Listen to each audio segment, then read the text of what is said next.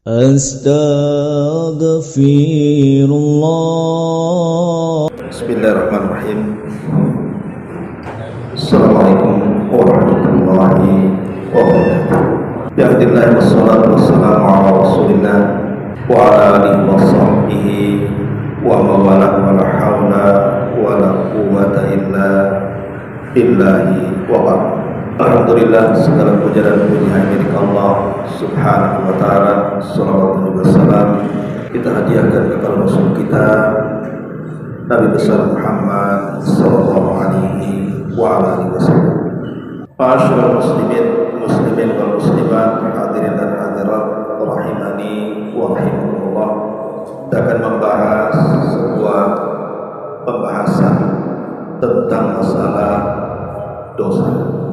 Sebagaimana yang sudah kita pahami bahwa tidak ada manusia yang memiliki 100% kebaikan. Begitu juga tidak ada manusia yang memiliki 100% keburukan. Pasti di balik keburukan itu ada kebaikan, dan di balik kebaikan itu ada keburukan. Karena kita bukan makhluk yang maksum. Yang maksum hanyalah Nabi sallallahu alaihi wasallam.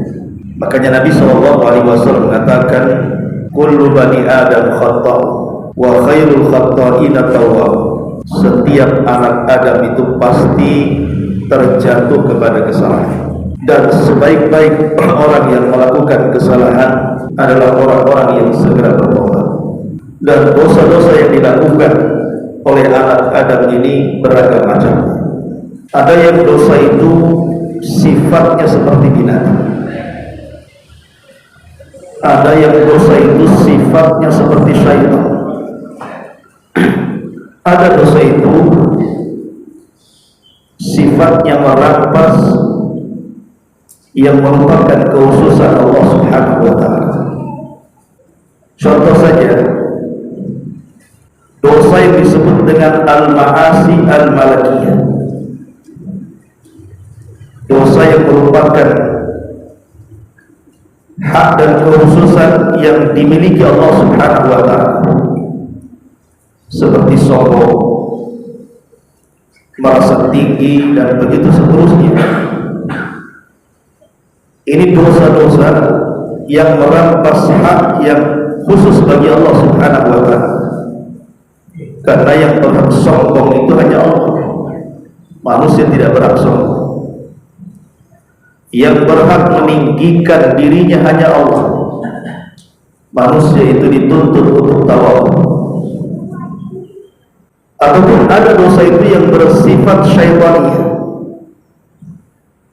seperti hasad. Kita tahu hasad itu penyakit iblis. Ataupun al-ghish, penipuan, itu penyakit iblis. Dan iblis yang menipu Adam sehingga memakan buah larangan, makar, dan yang semacamnya. Atau dosa itu juga sifatnya sabuyah. Sabuyah itu seperti binatang buas, seperti menumpahkan darah, kemudian juga menekan yang lemah, dan begitu seterusnya. Atau seperti binatang ternak yang hanya melampiaskan hawa nafsunya saja. Hidupnya hanya untuk makan, minum, tidur, melampiaskan syahwat, dan tidak ingat ibadah. Jadi dosa itu macam-macam. Ada yang kecil, ada yang besar. Yang besar juga bertingkat-tingkat. Tapi yang ingin saya katakan adalah, ulama mengatakan ada umur perkara tu'azzimu biha saghairul ma'asi. Ada perkara-perkara yang bisa mengantarkan dosa-dosa kecil dari maksiat itu menjadi besar dan sulit ditinggalkan. Tentu ada alasannya kenapa orang itu sulit meninggalkan dosa, dan kenapa dosa kecil itu dengan beriringnya waktu menjadi besar. Pertama, al-israru wal muwadhabatu 'alal maksiyat. Karena maksiat itu justru digemari dia. Ketika seseorang melakukan kemaksiatan, kemudian dia merasa lezat dengan maksiatnya dan dilakukan terus-menerus, maka meskipun awalnya dosa itu kecil, tetapi akan menjadi besar. Itulah yang dikatakan oleh Umar bin Khattab radhiyallahu anhu, la saghirata ma'al istimrar. Tidak ada dosa kecil kalau dilakukan besar, dilakukan terus-menerus pasti jadi besar. Ini yang pertama. Kemudian yang kedua, istisgharul maksiat, menganggap remeh dosa. Apalagi sudah membagi-bagi dosa. Ini kan dosa kecil saja, belum sampai dosa besar. Justru kita katakan bahwa harusnya jangan sekali-kali kita membagi-bagi dosa, ini kecil, ini besar. Tapi hendaklah dia melihat kepada siapa dia berbuat dosa. Sebab kalau sedikit-sedikit membagi, ini kan dosa kecil, ini dosa besar, ini kan belum sampai ke yang besar, maka selamanya dia tidak bisa meninggalkan dosa karena tertipu dengan pembagian. Kemudian yang ketiga, as-surur bil maksiat, merasa senang dengan maksiat. Bahkan ada orang yang bermaksiat itu bangga pula dia, bangga sudah melakukan kemaksiatan. Ada orang habis mabuk itu bangga habis sekian botol. Ada orang yang berzina itu bangga saya dapat gadis yang cantik. Ada orang yang habis pukul itu bangga karena merasa kuat. Nauzubillah. Ada orang-orang yang senang dengan maksiat. Kemudian juga yang nomor 5, al-mujaharatu bil maksiat, suka melakukan dosa terang-terangan. Kalau dosa terang-terangan saja dilakukannya, macam mana pula sembunyi-sembunyi? Sementara dosa sembunyi-sembunyi saja luar biasa efeknya, karena pahala dia akan gugur tanpa sadar. Sebagaimana hadis yang ma'ruf, Nabi SAW mengatakan, kullu ummati mu'afat illal mujahirin. Semua umatku dimaafkan kecuali orang-orang yang disebut dengan mujahirin. Sahabat bertanya, apa mujahirin itu wahai Rasul? Maka Rasul mengatakan, an ya'mala ar-rajulu bil laili amalan thumma yusbihu wa qad satarahu Allah alaihi. Ada orang yang malam hari dia bermaksiat kepada Allah Azza wa Jalla, kemudian dia tiru, Allah tutupi sebenarnya maksiatnya, orang tidak tahu. Tapi tiba-tiba kemudian di pagi hari dia pula menceritakan kepada orang tentang maksiat yang dilakukan di malam hari. Maka orang ini akan susah dimaafkan Allah, karena Allah sudah tutup aibnya, dia bukan sendiri.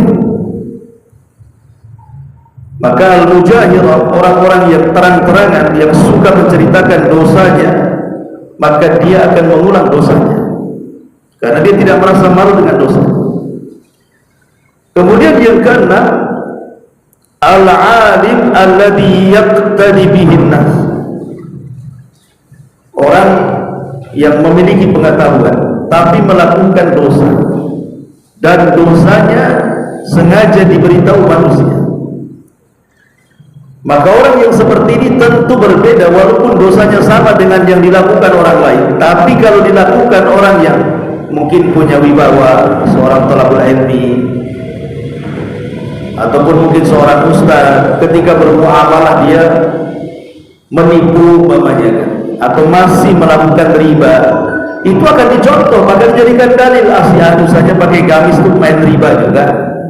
Si anu tuh tengok ketika muamalah nipu orang juga, uang saya dibawa dia, padahal saya tak pakai gamis, dia pakai gamis katanya.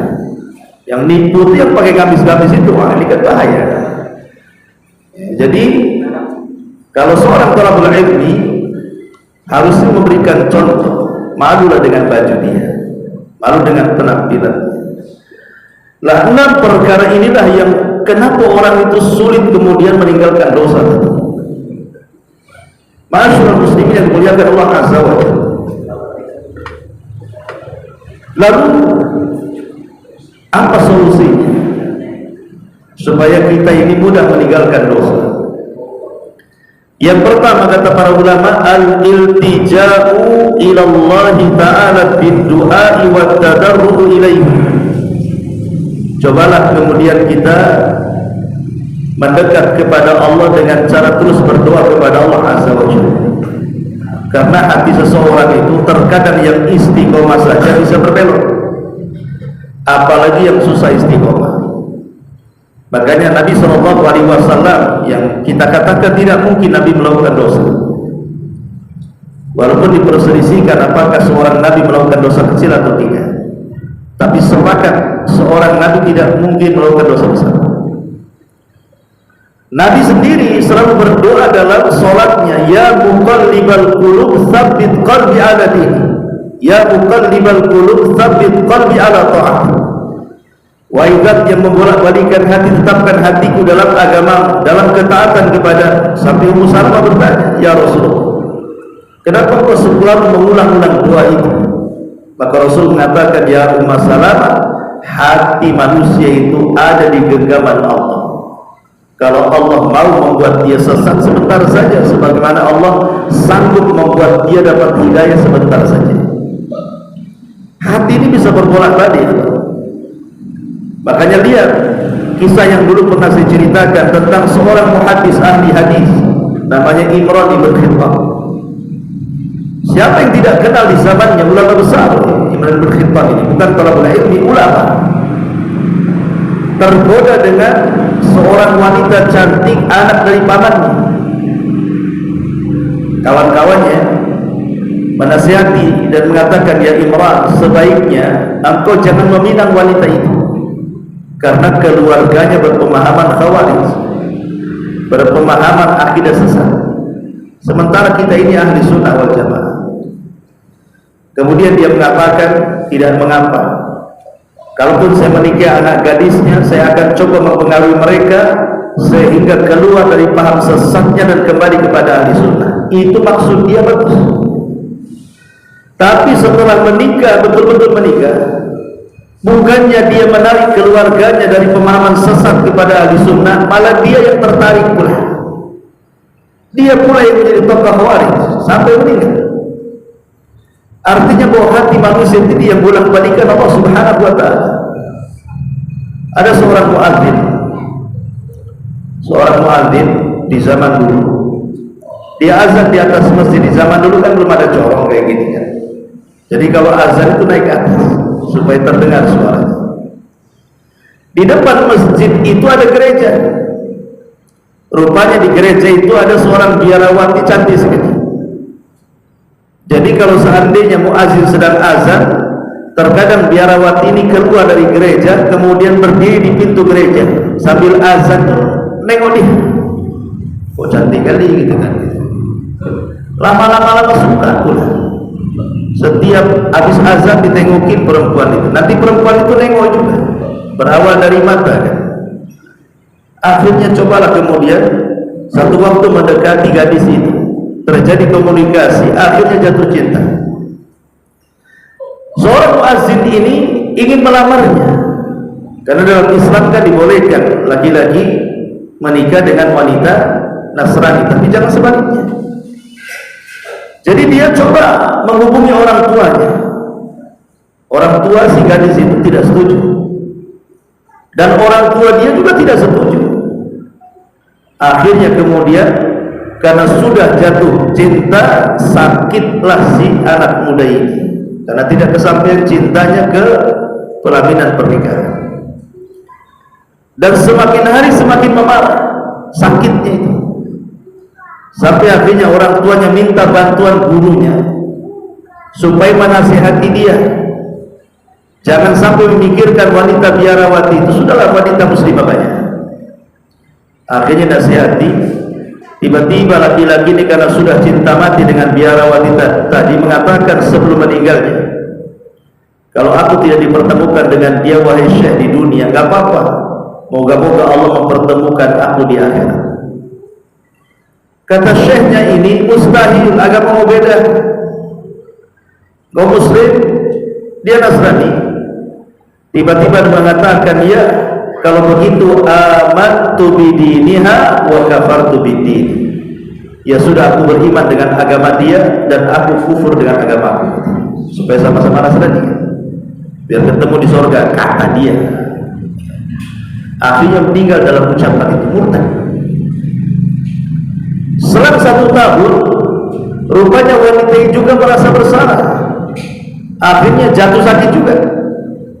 Kemudian Syekh ini mendatangi wanita itu. Tiba-tiba kata wanita itu, engkau sudah tahu masalah wahai Syekh, bahwa aku sangat bersalah dengan dia dan aku juga sangat mencintai. Kalau aku tidak bisa dipertemukan di dunia, biarlah Tuhanku yang mempertemukan aku dengan dia di akhirat. Kata Syekh, caranya gimana? Maka dia mengatakan, amantu bidainihi wa kafartu biddini. Aku beriman dengan agama dia dan aku kufur dengan agama. Balik-balik. Yang satu masuk Nasrani kemudian mati, si perempuannya pula masuk Islam kemudian mati. Sudah di dunia tidak ketemu, di akhirat makin tak ketemu. Itulah hidayah. Ma'asyiral muslimin wal muslimat rahimani wa rahimakumullah. Makanya doa itu penting, jangan dianggap remeh. Minta setiap salat, ya muqallibal qulub tsabbit qalbi ala ta'ati. Wahai zat yang membolak-balikan hati, tetapkan hatiku di atas ketaatan kepadamu. Yang kedua, mujahadatun nafsi. Melawan dosa itu bukan perkara mudah. Apalagi dosa itu sudah sering dilakukan dan sudah hobi dilakukan, sehingga untuk menghentikan dosa itu tidak mudah. Karena ada jin yang menurut para ulama disebut jinul asyik. Ada jin namanya al-asyik. Jin al-asyik ini adalah jin yang suka jatuh cinta dengan manusia. Nah, salah satunya jin ini, dia jatuh cinta dengan ahli maksiat, sehingga kalau ahli maksiat ini bertobat, dia tak terima. Dia akan terus menggoda dia, diseret lagi ke maksiatnya. Lah makanya kemudian karena godaannya berat meninggalkan maksiat itu perlu mujahadatun nafsi. Memang perlu dilawan hawa nafsu ini. Kalau nggak dilawan nggak bisa. Dengan cara apa? Dengan cara tinggalkan bukan hanya dosa, tapi wasilah-wasilah yang mengantarkan kepada dosa itu kalau bisa ditinggalkan. Ini juga yang kedua. Yang ketiga, ta'ammulul wa'id asyadid al-warid fi hadits Tsauban. Hendaklah seseorang memikirkan sebuah ancaman berat yang terdapat dalam hadis Tsauban yang dikeluarkan dari Imam Ibnu Majah dan disahihkan oleh Syekh Nasiruddin Al-Albani dalam kitab Sahih Ibnu Majah. Nabi SAW bersabda, la a'lamanna aqwaman min ummati ya'tuna yawmal qiyamati bihasanati amthali jibali tihamati bayda fayaj'aluha Allahu haba'an manthura. Sungguh aku akan beritahu, kata Rasul, sebuah kaum, dan kaum ini termasuk umatku, nanti datang pada hari kiamat membawa pahala sebesar gunung Tihama, tapi Allah hancurkan pahala itu sehingga tidak tersisa sedikit pun.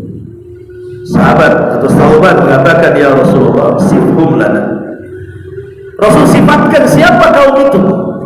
Kenapa di awalnya membawa pahala sebesar gunung Tihama, ketika dihadapkan kepada Allah tiba-tiba pahala itu lenyap? Sifatkan mereka, siapa mereka wahai Rasul, supaya kami tidak seperti mereka. Maka Nabi SAW katakan, amma innahum ikhwanukum wa min jildatikum wa yakhuduna minal laili kama ta'khudun. Mereka sama dengan kalian, bahkan sama kulitnya juga dengan kalian, bahkan mereka juga rajin sholat malam sebagaimana kalian juga rajin sholat malam. Tapi penyakitnya satu, walakinnahum aqwamun idza khalau bimaharimillahi tahakuha. Tapi mereka sebuah kaum, kata Rasul, yang kalau sedang bersendirian antara dia dengan Allah Subhanahu wa ta'ala, dia pun merobek kehormatan itu dengan cara bermaksiat yang tidak ada yang tahu kecuali dengan dia, dengan Allah saja. Maksiat tidak terang-terang, maksiat sendiri-sendiri. Memang manusia tidak tahu, tapi Allah tahu. Justru maksiat yang tidak terang-terangan inilah yang akan menghancurkan dosa, pahala puasa sunnah kita, pahala sholat malam kita, pahala zikir dan baca Quran kita. Seperti apa contohnya? Ya hari ini mudah dicontohkan, HP yang di tangan antum itu. HP di tangan antum itu. Mungkin zaman dulu belum ada HP, hanya orang-orang tertentu saja yang pegang HP, kayaknya cerdas sekali orang itu mainkan HP kan itu. Nah, sekarang sudah semua cerdas lah, anak kecil aja bisa, bayi aja bisa main HP sekarang karena ibunya ngasih HP masalah. Ikhwan, ada orang yang mengatakan, oh anak saya cerdas, lebih cerdas daripada saya orang tuanya, dia tahu semua aplikasi-aplikasi apa, saya tak paham, misalnya ini orang awam, tapi anak saya cerdas. Jadi kalau bisa main HP itu disebut cerdas orang sekarang ini. Ikhwan, oke lah dia cerdas, tapi para ulama mengatakan kecerdasan itu secerdas apapun manusia, kalau tidak ada kejernihan hati pasti sesat. Orang kalau cerdas tapi tidak ada iman dalam dadanya, pasti dia sesat, bahkan membahayakan. Betapa banyak orang-orang cerdas, bukan hanya dia itu membahayakan bagi diri dan bagi agama dia, mungkin dia tidak murtad dari agamanya, tapi dijauhkan dari agamanya. Karena Rasul yang mengatakan kan bahwa satu maksiat itu kan satu titik dosa, ya. Satu titik yang akan ditempelkan di hati itu satu maksiat. Jadi setiap satu dosa itu satu titik hitam dalam hati kita. Loh, handphone ini berapa maksiat di sini? Berapa maksiat? Kita nengok handphone ini, nanti bentar-bentar tengok Allah, bentar-bentar tengok gambar-gambar yang tidak pantas, nanti bentar-bentar tengok berita hoax, bentar-bentar apalah di situ kan. Coba bayangkan kalau satu dosa satu titik maksiat dalam satuan ketongkrongi handphone itu udah ribuan maksiat di situ tuh. Berapa titik hitam tuh yang nempel di hati kita. Makanya betapa banyak gara-gara handphone bukan hanya digosokkan hatinya dengan titik hitam, bisa murtad orang tuh. Banyak orang-orang murtad gara-gara handphone. Mungkin ada acara-acara kristenisasi itu apa kan, seorang pendeta atau apa sedang ceramah, dengerin ustadznya tadi dengerin, ya lama-lama betul juga acara mereka. Kan bahaya, karena di luar agama kita ini mereka berusaha untuk menghalang-halangi kita dari jalan Allah Subhanahu wa ta'ala. Contoh yang lagi viral ini saja, coba datang paus dari Vatikan, tiba-tiba dilarang azan. Coba ini. Kalau yang melarang itu orang non-muslim, ya lakum dinukum waliyadin, memang kalian menganggap ajaran kami sesat, sebagaimana juga kami menganggap ajaran kalian juga sesat kan gitu ya. Masing-masing menganggap kami yang paling benar kan. Lakum dinukum waliyadin, kalau gitu sudahlah, agama kalian konsumsi dengan keyakinan kalian, biarkan agama kami konsumsi dengan keyakinan kami. Tapi yang kemudian membuat aturan supaya jangan suara azan itu kemudian dilantunkan, diganti pakai teks gitu kan, ini bukan orang non muslim, justru pakar-pakar Islam, maksudnya detailnya itu sudah doktor, profesor gitu kan, dan dia seorang muslim dengan dalih ini toleransi dari mana? Justru ketika kita tidak mengganggu mereka tidak mengganggu kita, di situ toleransinya. Jadi aneh di sini kan. Belum kemudian belakangan waktu kemarin Agustusan heboh masalah jilbab. Terus kemarin juga heboh di rumah sakit mana dilarang jilbab. Ini kan dia tidak paham bahwa kita ini mayoritas Islam di sini. Tapi betul kata sabda Nabi SAW bahwa di akhir zaman kata Rasul, umat Islam itu seperti nampan yang berisi makanan dikeroyok oleh orang-orang lapar. Coba kalau ada orang lapar tengok nampan isi makanan, diserbu tidak? Diserbu lah, namanya lapar. Kata Rasul, seperti itulah kaum muslimin di akhir zaman akan diserbu seperti nampan dengan orang-orang yang lapar itu. Lah kaum muslim itu nampannya. Orang-orang yang lapar ini di luar daripada Islam akan menyerbu kaum muslim. Sahabat bertanya, Rasul, amin qillatin nahnu yawma idin, apakah kami sedikit waktu itu wahai Rasul sehingga kami diserang dari berbagai macam arah?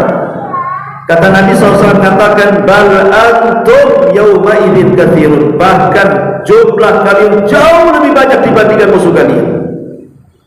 Ya seperti negeri kita lah kan. Kita lebih banyak. 90% negara kita ini mayoritas muslim kan. Yang non muslim itu 10% anggaplah dari berbagai macam agama. Tapi kenapa kemudian setiap kebijakan itu tidak menguntungkan kaum muslim? Justru menguntungkan mereka. Kenapa umat yang mayoritas seolah-olah mampu ditekan oleh umat yang minoritas? Maka sahabat pun heran ketika itu, bertanya kepada Rasul, apa penyebabnya? Maka Nabi SAW mengatakan penyebabnya karena sudah terjangkit di antara umat ini penyakit al-wahn. Kemudian Rasul menjelaskan apa penyakit al-wahn, kelemahan itu. Kata Nabi SAW, hubbud dunya wa karahiyatul maut, karena terlalu cinta dunia dan takut mati. Ya boleh jadi mungkin sudah sogok sana sogok sini kali dia, akhirnya ya mau saja, yang penting ada duit, baik kita akan dukung. Kan repot ya. Walaupun menyalahi agama, menyalahi aturan-aturan agama, main tabrak saja kalau ada dunianya. Nah ini kan menjadi sebuah kenyataan. Makanya penting mujahadatun nafs. Kemudian yang ketiga, yang mengingat tentang ancaman yang sangat berat tadi. Kemudian yang keempat, istisharu muraqabatillahi azza wa jalla. Berusaha untuk merasakan keberadaan Allah di tengah-tengah kita. Merasakan keberadaan Allah di tengah-tengah kita, bahwa Allah itu selalu memantau kita. Nabi SAW pernah ditanya Jibril dalam hadis yang panjang yang disebut dengan hadis Jibril. Kalau antum pernah membaca kitab Arba'in Nawawi atau menghafalnya, maka hadis kedua setelah innamal a'malu binniyat itu adalah hadis Jibril. Dan hadis Jibril itu induk sebuah hadis, sama dengan Al-Fatihah itu induk sebuah doa. Lah dalam hadis Jibril yang panjang sekali itu, Jibril ketika berbentuk manusia datang menemui Rasul, mengajarkan Islam kepada para sahabat. Salah satu pertanyaan kepada Rasul adalah, apa itu ihsan? Maka Nabi SAW mengatakan, ihsan itu anta'budallaha ka'annaka tarahu fa in lam takun tarahu fa innahu yaraka. Engkau beribadah kepada Allah seolah-olah engkau melihat Allah, tapi kalau tidak bisa seperti itu, maka yakinilah bahwa Allah senantiasa melihat kita. Artinya tanamkan dalam hati kita, dalam setiap perkara itu, kehadiran Allah di tengah-tengah kita. Karena ada ayat Al-Quran surah An-Nisa ayat 108 ini, Allah mengatakan yastaghfuna minan nas wa la yastaghfuna minallah wa huwa ma'ahum id yubayyituna ma la yarda minal qawli wa kana Allahu bima ya'maluna muhita. Mereka dapat bersembunyi dari manusia, tapi mereka tidak dapat bersembunyi dari Allah.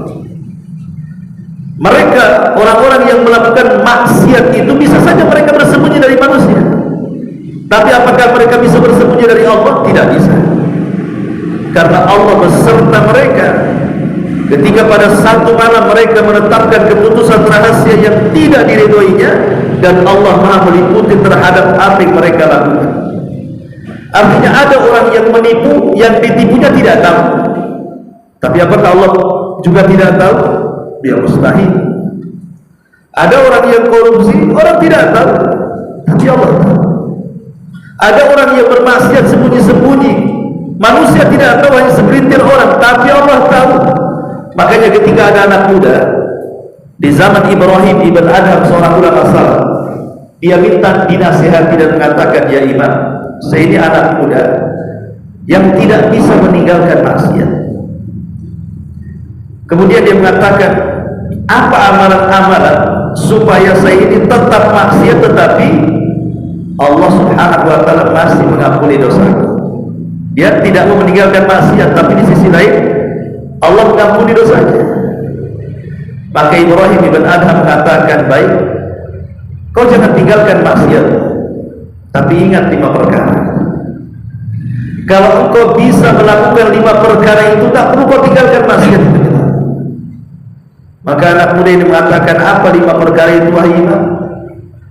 Maka dia mengatakan, kalau engkau ingin maksiat, silahkan maksiat di bumi Allah, tapi jangan pernah makan dari rizki yang Allah rizkikan kepadamu. Bisa? Mustahil. Semua yang kita makan rizki Allah, semua yang kita minum rizki Allah, tempat tinggal milik Allah, semua bumi ini milik Allah. Yang kedua, silakan kau maksiat, tapi cari daerah yang Allah tidak bisa melihat. Cari daerah yang tidak bisa melihat. Mungkin mustahil kau maksiat di gua sekalipun Allah tahu. Kemudian yang ketiga, silakan kau maksiat, tapi ketika datang malakul maut, maka engkau ngomong dengan malakul maut, tunggu dulu, jangan kau cabut nyawaku dulu, biar aku tobat dulu. Bisa?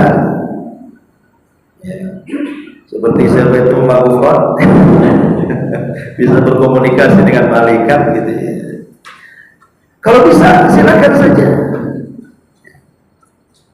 Kalau seandainya engkau tidak bisa, kau silakan maksiat, tapi cari bumi yang bukan milik Allah. Tak ke planet mana terserah kan. Tapi bumi itu bukan milik Allah, planet itu bukan milik Allah. Ada planet yang selain milik Allah? Tidak ada. Atau silakan kau maksiat, tapi nanti kalau engkau mati dan pada hari kiamat engkau diseret oleh malaikat Zabaniyatun Nar, malaikat yang akan mengkirimmu ke neraka, kau bantah saja Zabaniyatun Nar itu. Jangan bawa aku ke neraka, bawa aku ke surga. Bisa aku membantah malaikat Zabaniyah? Kalau bisa silakan maksiat. Maka anak muda ini merenung sesaat, lima-limanya mustahil wahai syekh. Kalau begitu tinggalkan maksiat. Masyarul muslimin wal muslimat rahimani wa rahimakumullah. Ini yang keempat, hadirkan Allah dalam kehidupan kita. Kemudian yang kelima, tadhakkarul maut law annahu ja'a wa huwa fi hali fi'lil ma'siyati wa irtikab adami. Cobalah ingat mati. Karena biasanya orang yang diingatkan dengan kematian itu mudah bertobat biasanya. Tapi orang kalau dilupakan dengan kematian, maka lagunya nanti. Kapan lu tobat? Nanti. Makanya kita lihat ini sebagai faedah saja. Kenapa orang-orang kafir yang hidupnya mungkin 20 tahun, 30 tahun kemudian meninggal, tapi kalau di akhirat masuk neraka gak pernah keluar lagi dari neraka? Padahal maksiat sebentar di dunia, tapi kalau masuk neraka gak akan keluar lagi. Kenapa? Kayaknya tidak adil. Masa umpamanya ada orang kafir baru balik lah, anggaplah baru balik umur 15 tahun udah laki-laki. Mungkin dia baru hidup 5 tahun di dunia, tapi dia kafir, tidak muslim, tiba-tiba mati. Karena mati di atas kekafirannya, maka dia harus masuk neraka. Dan keyakinan kita kaum muslimin, dia tidak akan keluar lagi dari neraka. Masa dosa 5 tahun menjadikan kekal di neraka? Mana keadilan? Harusnya kalau 5 tahun bermaksiat, dia 5 tahun lebih neraka ketika dikeluarkan lagi. Tapi tidak.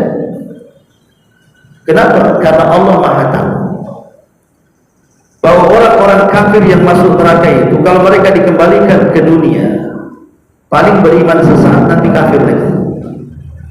Makanya Allah mengatakan di dalam Al-Quran, "Lau ruddu la'adu lima nu'an."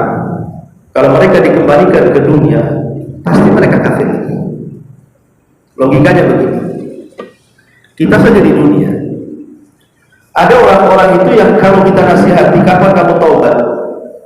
Jawabnya apa? Tunggulah, saya kan masih muda. Nanti kalau sudah usia saya mungkin 50 tahun lah saya akan taubat. Kadang-kadang sebelum sampai 50 tahun sudah mati. Oke lah, Allah kabulkan permintaan dia bahwa engkau akan bertobat di usia 50 tahun. Allah kasih 50 tahun. Sudah sampai 50 tahun, tak tobat-tobat juga kan? Dulu kamu janji kalau 50 tahun usia aku akan tobat. Kok kayaknya masih makin tua-tua lagi namanya. Artinya apa?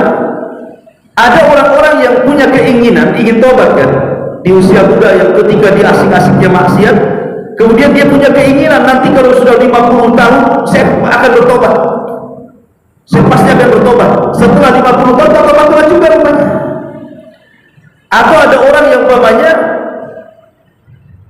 dia bermaksiat, tiba-tiba mungkin datang bala kepadanya entah penyakit, wah waktu sakit dia angan-angannya pengen tobat, sudah sembuh lupa dia maksiat lagi kan. Lah itulah kenapa orang kafir seperti itu, karena Allah tahu kalau seandainya itu kan keinginan mereka saja, ya Allah kalau Engkau kembalikan kami ke dunia pasti kami akan beriman kepada. Iya, cita-cita kau di neraka karena tak tahan dengan siksa kan. Nanti dibalikan ke dunia, kamu kok maksiat lagi kan begitu. Lah sama seperti itu tuh. Ya. Jadi ada orang itu yang angan-angannya saja pengen tobat, kenyataannya enggak sebenarnya. Lah dari sinilah maka obat penyakit seperti ini tadzakkurul maut. Cobalah ingat akan mati. Makanya seorang saya bercerita, pernah dia membawa ahli maksiat ke kuburan. Jadi ingin nasihati ahli maksiat, anak muda yang ahli maksiat oleh syekh ini dibawa ke kuburan. Kemudian ketika sampai di kuburan saya bertanya, kira-kira kalau engkau mati, kemudian setelah kau mati Allah hidupkan kembali ke dunia, cita-cita apa? Ini Allah wafatkan kamu, habis itu orang-orang menguburkan kamu, tiba-tiba kamu dihidupkan kembali ke dunia, kira-kira cita-cita apa? Dia mengatakan, ya saya ingin bertobat. Kalau itu kejadian, saya ingin bertobat katanya. Benar kau ingin bertobat? Iya. Sekarang engkau jangan melamun seperti itu. Aku kan hanya memberikan ilustrasi kalau kau mati, kemudian kau diadab di kuburan, akhirnya kamu dihidupkan kembali ke dunia, kau akan tobat. Itu kan ilustrasi saja. Sekarang engkau masih hidup di dunia dan kau belum mati, dan kau akan mati kan gitu. Kenapa kau tidak bertobat? Lah terkadang manusia itulah kadang-kadangnya keinginan tobat itu hanya sekedar angan-angan saja.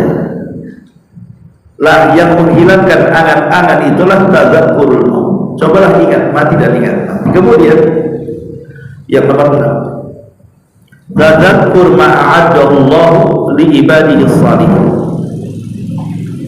Ingat juga bahwa kehidupan ini hanya sesaat di dunia. Cobalah ingat apa yang Allah akan janjikan kepada kita kelak di akhirat. Selain ingat mati juga ingat apa yang Allah janjikan. Karena Allah sudah menjanjikan kepada kita kalau orang-orang itu bermaksiat kepada Allah dan Rasulnya, janjinya sudah jelas ada pada hari kiamat. Tapi kalau orang-orang itu beriman dan beramal soleh, janjinya juga sudah jelas pasti diberikan surga dan kenikmatannya. Makanya ada istilah para ulama, orang yang ingat mati dan kejadian setelah kematian, maka yang lapang akan menyempit dan yang sempit akan melapang. Apa maknanya? Yang lapang akan jadi sempit, yang sempit pula jadi lapang. Contohnya begini, kalau ada orang kaya, orang sukses, diberikan dunia di dunia, kemudian ingat akan mati, maka kekayaan bagi dia itu jadi kecil. Kalau mati nggak akan dibawa juga kekayaan itu, ya kan? Pasti kecil kan? Bahwa dunia itu tidak sebagaimana angan-angan dia. Kalau sudah ingat mati itu pasti dunia itu akan mengecil tuh.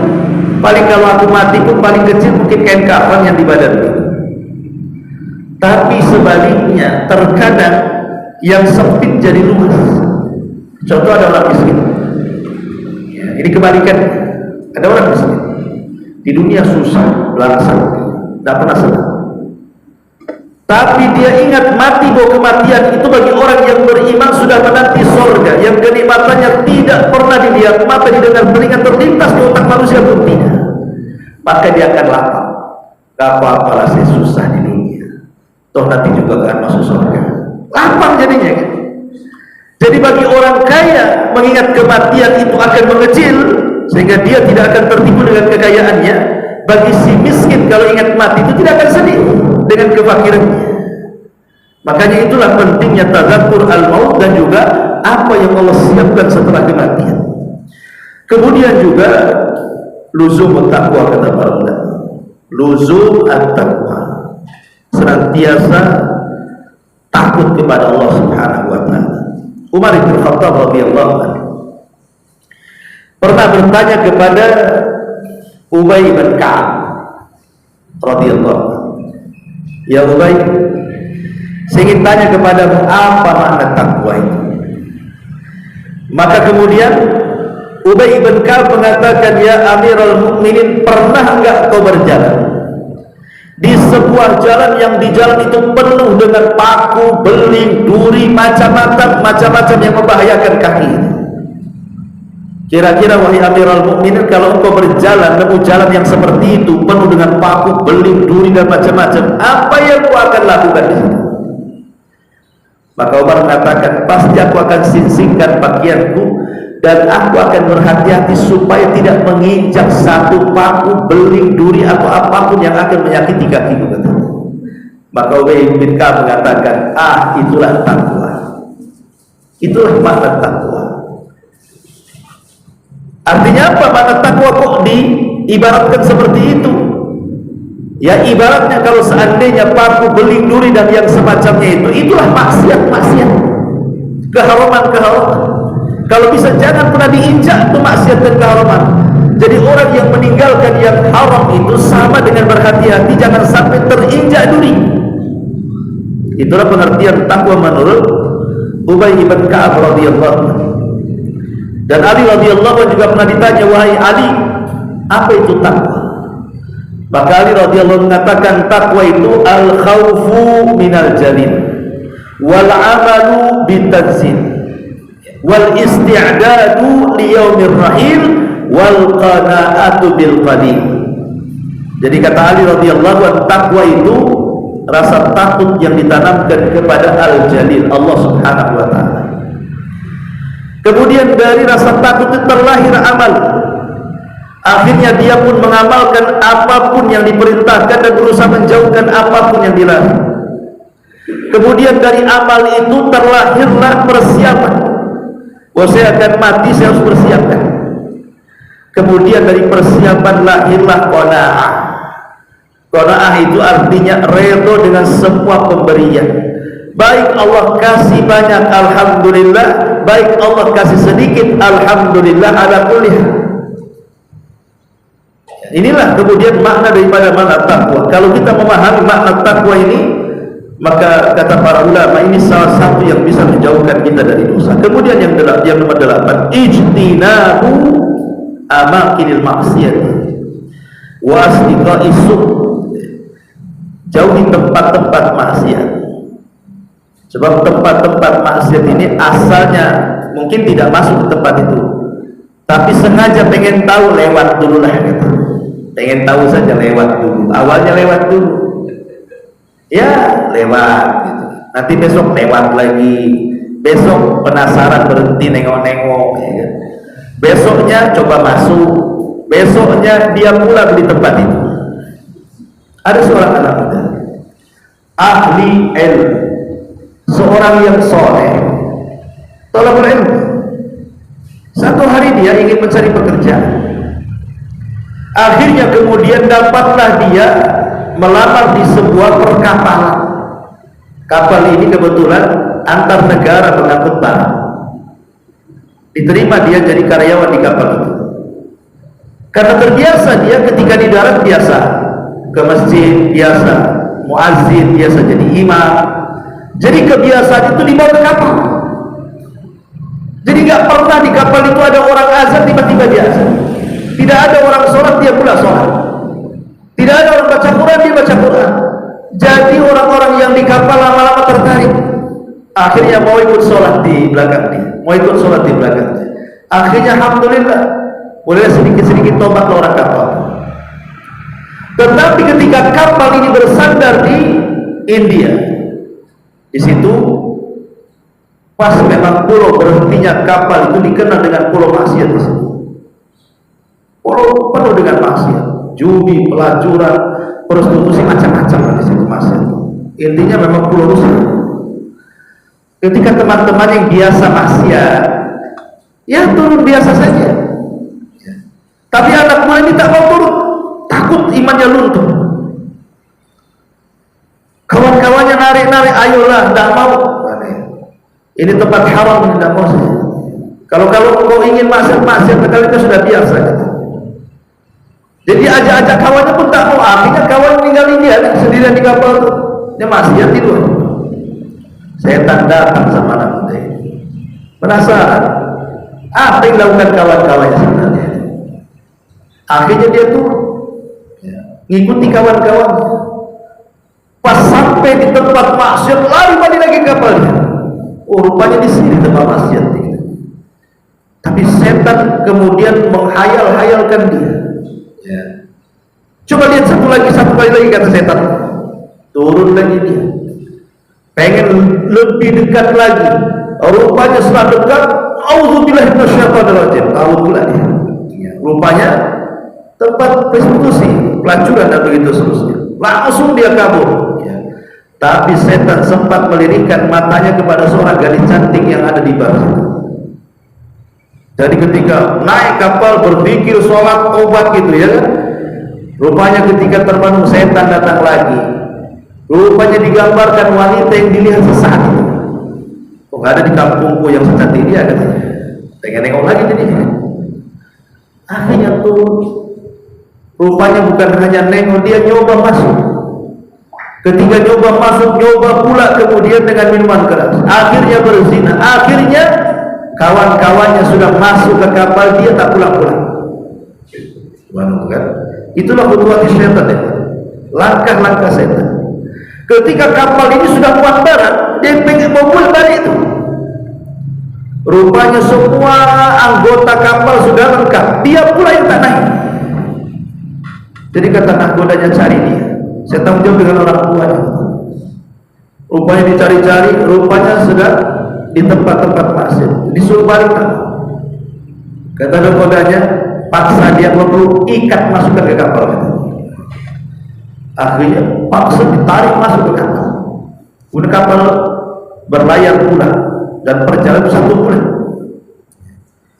Rupanya di tengah malam, di luar prediksi orang-orang, anak muda ini selalu menjerit-jerit tengah malam. Entah apa gitu, selalu kesakitan.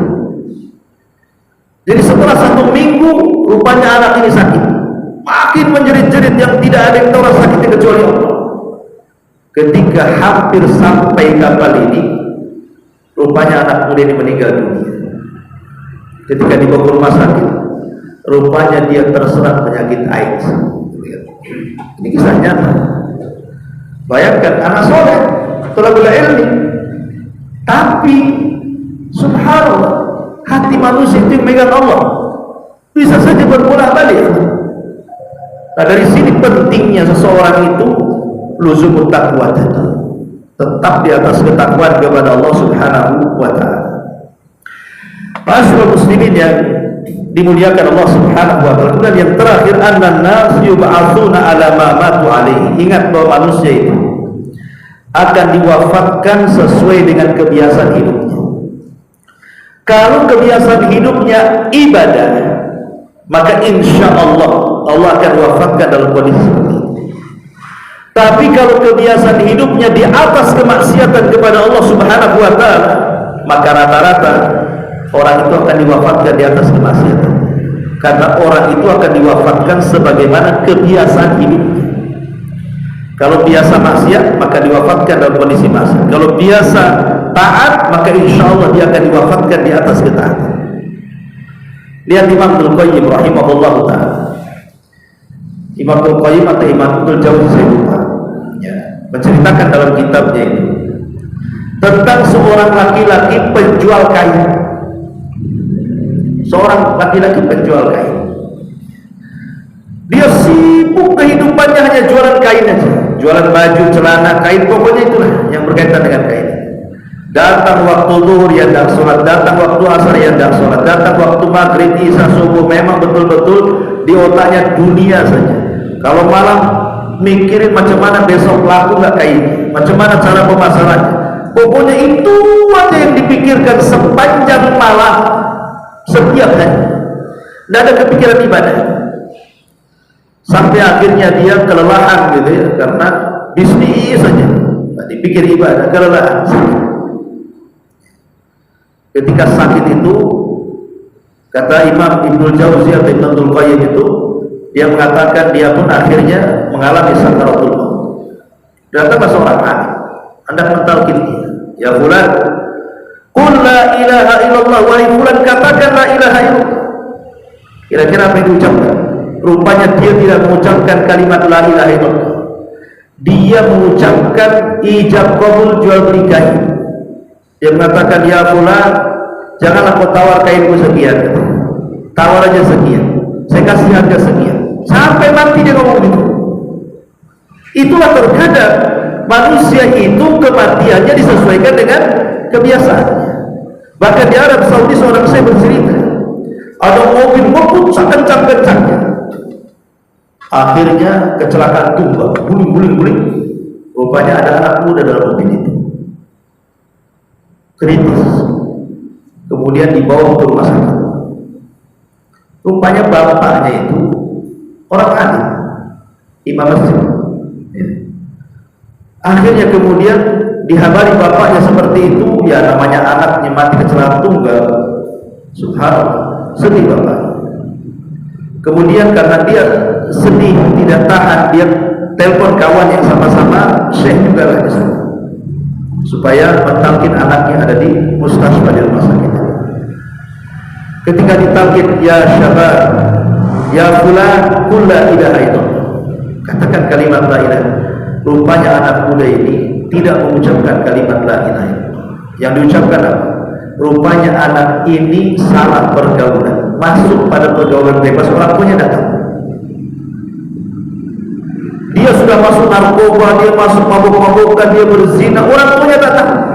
Padahal orang tuanya ke masjid, seorang alim.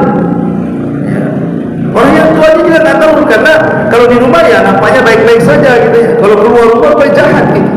Jadi saat ketika wafatnya, ketika ditalkin, bukanlah ilaha yang keluar dari lisannya, dia sebutkan nama gadis-gadis yang pernah dizinai dan dibokingnya, ada sampai puluhan gadis, dan yang terakhir itulah yang disebut setelah itu meninggal.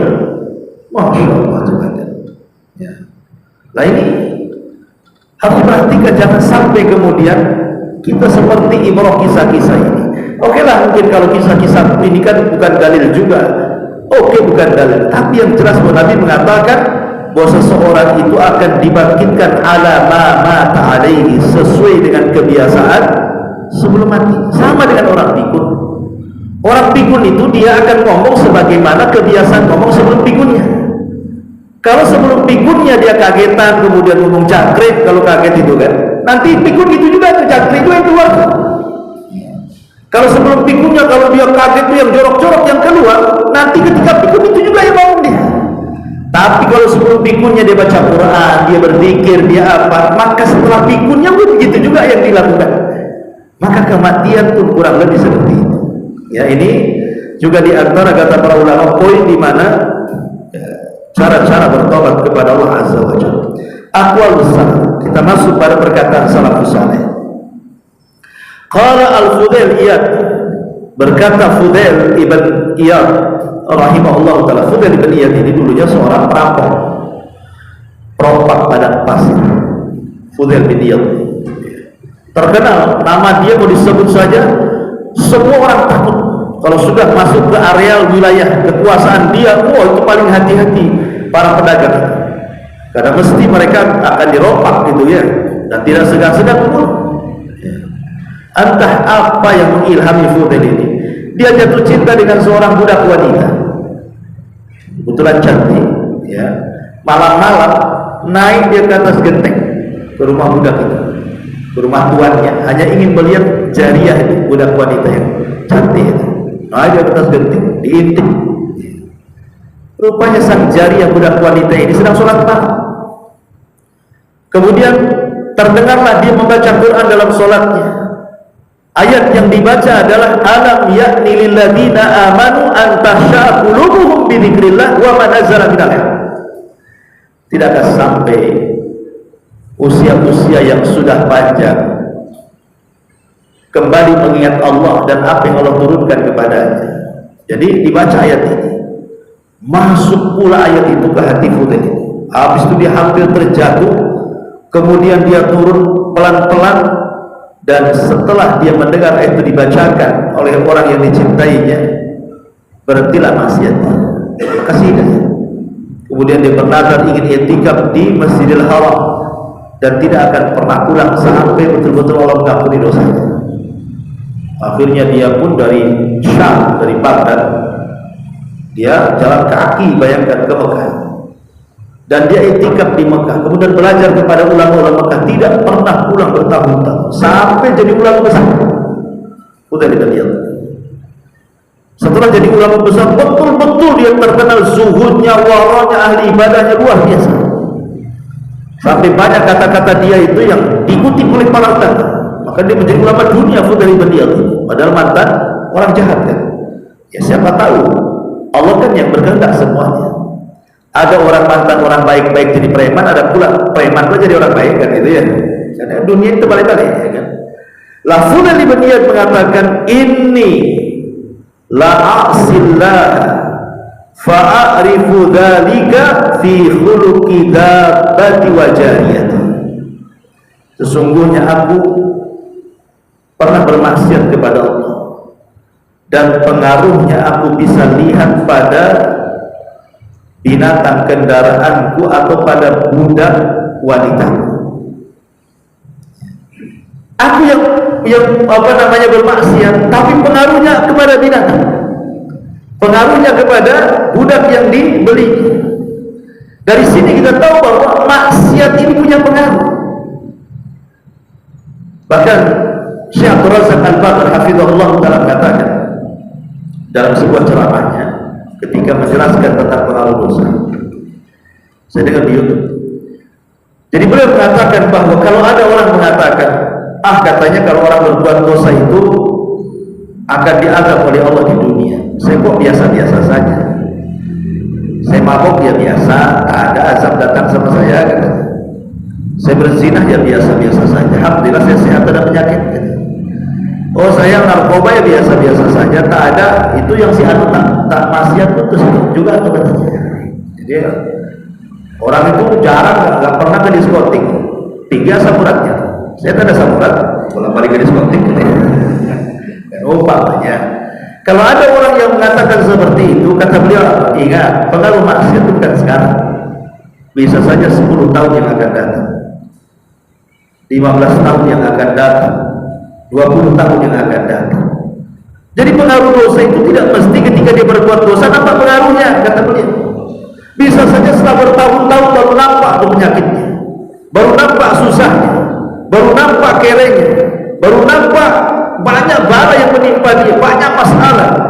Mungkin ditengok anaknya nakal-nakal, keluarganya berantakan, usahanya gulung tikar. Kita datang, bukan sekarang maksiat sekarang datang, bisa saja 5 tahun, 10 tahun, 15 tahun, 20 tahun yang akan datang. Nah ini bahwa pengaruh dosa itu nanti akan tampak. Ada yang dibayar cash, ada yang diakhirkan di dunia, ada juga yang telah diakhirkan di akhirat. Itu hanya istidrak saja. Nah ini maka ingat bahwa setiap dosa itu ada pengaruhnya, kata Fudail ibn Iyad rahimahullah ta'ala. Kemudian juga diriwayatkan dari Abu Nu'aim dari Ibnu Aun dari Muhammad ibn Sirin rahimahullah ta'ala. Jadi Muhammad ibn Sirin ini ma'ruf, Muhammad ibn Sirin seorang ulama yang dia kan pembisnis. Jadi kalau dulu banyak para ulama itu jadi pembisnis. Jadi satu hari Ibn Sirin ini, Muhammad ibn Sirin ini, seorang pembisnis kan biasanya selalu melihat peluang. Seorang pembisnis itu otaknya melihat peluang. Jadi satu hari Muhammad ibn Sirin ini melihat peluang. Ini di pasar lagi kelangkaan minyak, karena dia pembisnis minyak zaitun, minyak goreng lah kalau istilah gitu. Jadi dia habiskan modalnya untuk mengulang minyak sebanyak-banyak. Habiskan duitnya, mungkin kalau sekarang udah miliaran dia habiskan duitnya, karena ada peluang di sini. Walaupun dia beli banyak pasti laku, gitu maksudnya.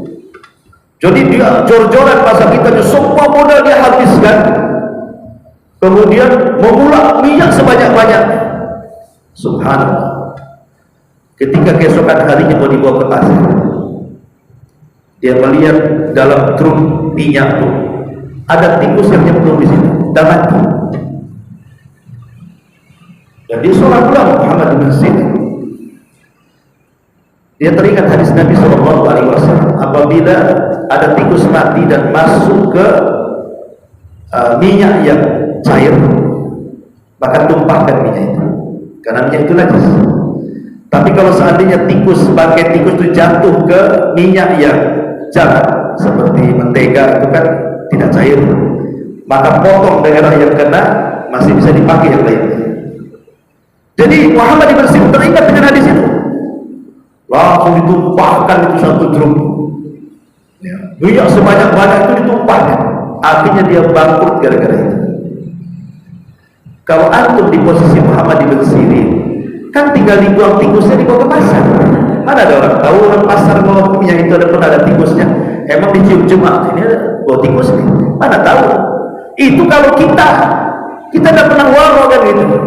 Bahkan yang nggak ada tikusnya aja dikasih tikus kadang-kadang, bakso tikus. Kadang-kadang kedua ditangkap tikusnya dijadikan bakso. Ya. Jadi Muhammad bin Sirin dituang tuh, saking waroknya, bayangkan.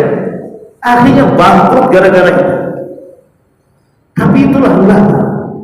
Ya, mereka takut dosa walaupun bangkrut daripada dia dosa. Apa kata Muhammad bin Sirin di sini? Dia mengatakan, "Annahu lamma raqibahu dainun irtamma lidzalika faqala. Inni la a'rifu hadha al-ghab bi dhanbin asabtuhu mundu 40 sanatan." Jadi satu hari Ibnu Sirin ini pokoknya aneh, pokoknya udah hampir berhari-hari bingung ya. Pokoknya buntu otaknya itu, mau ini salah, mau itu salah gitu ya. Pokoknya bingung aja, berhari-hari, berminggu-minggu. Kemudian dia merenung. Setelah merenung, dia terpikir apa? Saya tahu dulu 40 tahun yang silam saya pernah bermaksiat, dan pengaruhnya baru saya rasakan hari ini. Berarti dosanya yang 40 tahun yang silam itu baru dirasakan setelah 40 tahun. Itu kata Muhammad bin Sirin, seorang alim. Dia merasakan betapa dosa itu baru terasa setelah lewat bertahun-tahun. Ya, sekarang Anda melakukan dosa enak-enak saja, bahkan dinikmati, bahkan disenangi kan. Tapi nanti Anda itu ada waktunya akan menyesal kalau tidak ditinggalkan dosa itu. Anda 10 tahun yang akan datang, 20 tahun yang akan datang, bahkan mungkin 50 tahun yang akan datang. Jadi pengaruh dosa itu nanti kalaupun tidak dirasakan hari ini. Ini pun yang dirasakan oleh Muhammad ibn Sirin, ya, seorang ulama tabi'in. Ma'asyiral muslimin wal muslimat rahimani wa rahimakumullah. Kemudian juga Imam An-Nawawi rahimahullah telah mengatakan, qala ulama, berkata para ulama, at-taubatu wajibatun min kulli dzambin. Fa in kanatil ma'siyatu bainal 'abdi wa bainallah la tata'allaq bihaqqi adami falaha thalathatu syurut. Ahaduha an yu'li'a 'anil ma'siyati wa tsani an yandama 'ala fi'liha wa tsalits an ya'zam alla yauda ilaiha abada. Fa in faqada ahadus thalathati lam tasih taubatuh. Kata Imam Nawawi ketika bicara tentang masalah taubat dari dosa, beliau mengatakan taubat itu wajib atas setiap orang yang melakukan dosa. Kalau maksiatnya itu antara kita dengan hamba yang lain, maka kewajiban kita mengembalikan haknya. Tapi kalau bukan karena itu, ya karena dosa kita dengan Allah, maka harus ada 3 syarat. Kalau tidak sah taubatnya. Pertama, tinggalkan maksiatnya. Yang kedua, menyesal karena perbuatan maksiatnya. Yang ketiga, berjanji untuk tidak kembali kepada maksiatnya. Lihat perkataan Imam Nawawi rahimahullah ta'ala ketika bicara soal syurut at-taubah. Terkadang manusia itu ada kalanya memang berhenti dari maksiat. Tapi berhenti dari maksiat itu bukan karena taubat.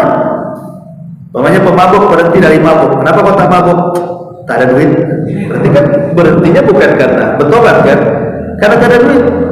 Kenapa kau lagi malam ini? Aduh, lagi bokeh. Malam ini tobat?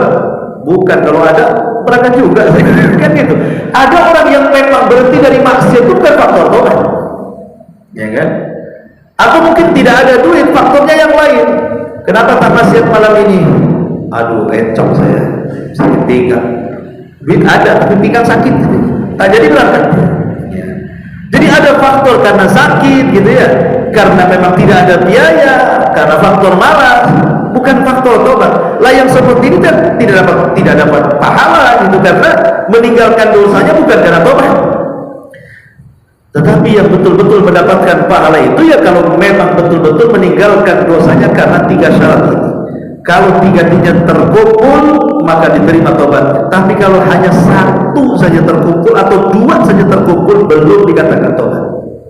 Jadi 3-tiganya harus betul-betul terkumpul dalam taubat dan nasuha. Kemudian juga ulama salaf yang lainnya mengatakan,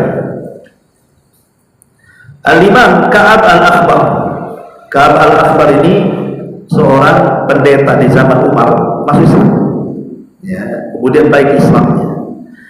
Ka'ab Al-Akhbar mengatakan, innama tazalzalal ardu idza umila fiha bil ma'asi fatara'ada faraqat min ar-rabbi jalla jalaluhu an yattali'a 'alaiha. Kata beliau, terkadang bumi ini bisa gempa, lini atau semacamnya. Itu karena di atasnya ada orang yang melakukan maksiat. Di atasnya ada orang yang melakukan maksiat. Karena bumi itu sangat takut dengan Allah Subhanahu wa ta'ala, maka bumi akan menampakkan pengaruh maksiat orang yang berada di atasnya. Ingat ketika kita melihat ada di tempat-tempat saudara kita yang ada di Padang, yang ada di Jogja, yang ada di Lombok, yang ada di manalah yang pusat-pusat gempa di Aceh dan begitu seterusnya. Kan kita sering kita saksikan. Bahkan ada pengumuman dari BMKG atau apa, nanti Jawa itu akan tenggelam apa gitu kan, kita mendengar kan, karena lempengan-lempengan yang bergerak atau apa namanya, baik tektonik atau vulkanik, istilah-istilah gempa. Sebenarnya kalau kita melirik secara syar'i, kenapa terjadi gempa? Kalau pakar-pakar fisika atau orang-orang cerdas itu ya kan, yang punya alat-alat itu pasti alasannya cuma satu, apa? Bergesernya atau bergeraknya lempengan-lempengan bumi, ya kan? Paling itu saja. Kalau berkaitan dengan gunung ya vulkanik, kalau laut tektonik, kan istilah mereka kan gitu. Kita katakan tidak salah penelitian itu, tapi lempengan-lempengan bumi dan bergerak atau bergesernya lempengan bumi itu kan tidak mungkin dia bergeser dengan sendirinya, tidak mungkin bergerak dengan sendirinya sehingga terjadi gempa. Berarti ada pergerakannya kan? Masa dipergerak sendiri? Mesti ada dipergerakkan. Iya, memang sebabnya lempengan itu yang bergerak, tapi sebab itu kan ada yang mendatangkan sebab. Ada musabibnya yang menjadikan lempengan itu bergerak. Yang menggerakkan itu Allah. Kenapa menggerakkan? Maka Allah Subhanahu wa ta'ala berfirman dalam Al-Quran ya, bahwa dhaharal fasadu fil barri wal bahri illa bima kasabat aydin nas, bahwa kerusakan yang terjadi di langit, di daratan dan di lautan itu karena ulah-ulah tangan maksiat hamba Allah, manusia. Jadi sebenarnya kalau kita tarik benangnya, terjadinya gempa, terjadinya tsunami, terjadinya angin puting beliung, banjir di mana-mana, itu karena maksiat sebenarnya. Karena maksiat. Coba kalau semua manusia bertakwa dan beriman, apa yang terjadi? Allah yang mengatakan juga dalam Al-Quran, walau anna ahlal qura amanu wattaqaw la fatahna alaihim barakatin minas samai wal ardh. Kalau seandainya penduduk negeri itu beriman dan bertakwa, kami turunkan berkahnya. Gak mungkin ada gempa, gak mungkin ada banjir, gak mungkin ada tsunami kalau sudah berkah. Walakin kadzabu, tapi karena mereka berdusta, fa'akhadnahum, kami pun adab mereka. Jadi sebab utama musibah itu dosa sebenarnya. Ya, itu sebab utamanya dosa. Adapun gerakan-gerakan yang mungkin sebab kecil itu, tapi sebab besarnya karena dosa, makanya Allah murka. Masyaallah muslimin yang dimuliakan Allah Azza, ini perkataan dari siapa? Imam Ka'ab Al-Akhbar. Ya. Kemudian juga Abdullah bin Mas'ud mengatakan, Abdullah bin Mas'ud mengatakan, innal mu'min yara dunubahu ka'annahu qa'idun tahta jabalin yakhafu an yaqa alayhi wa innal fajir yara dunubahu kadubabin marra ala anfi faqala bihi hakadha. Kata Abdullah bin Mas'ud, seorang mukmin itu kalau melihat dosa ibarat dia duduk di samping gunung yang mau meledak. Kira-kira lari atau tidak? Lari lah, kalau enggak ya tertimpalah sama gunung meletus itu. Itu seorang mukmin. Jadi melihat dosa itu seperti melihat gunung yang mau meletus, bukan mendekat, pasti menjauh.